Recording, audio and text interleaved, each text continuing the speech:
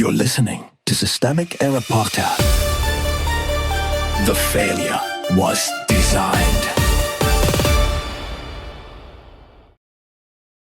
Trump biographer exposes the demented fantasy driving his endless greed, based on an article by Thomas Keeker.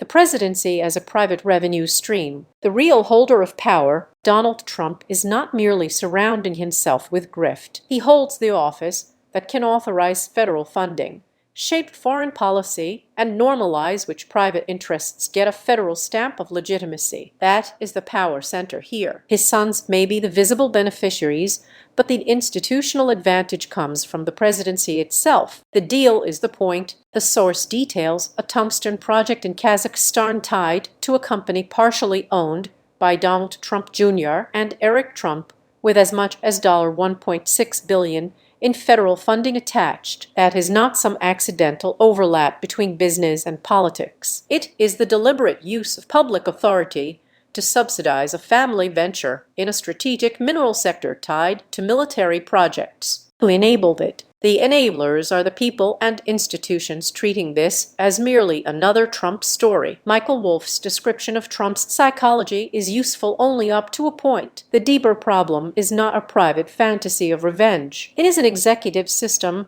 that continues to function while the president and his family convert policy leverage into cash. The misdirection. The weakest framing in the source is the suggestion that this is mainly about Trump's mind.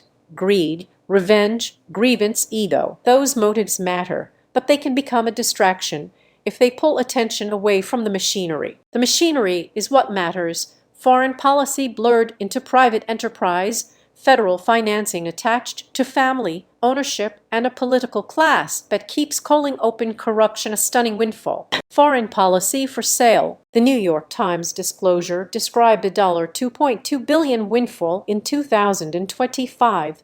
Including money tied to a UAE-affiliated wealth fund taking a major stake in World Liberty Financial, plus Trump name licensing in Saudi Arabia and Qatar. That is not incidental commerce around the edges of diplomacy. It is diplomacy itself being monetized when countries central to U.S. foreign policy are also buyers of the Trump brand. The line has not blurred. It has been priced. The systemic pattern. This is what oligarchic politics looks like when it stops pretending to be embarrassed. The message is simple.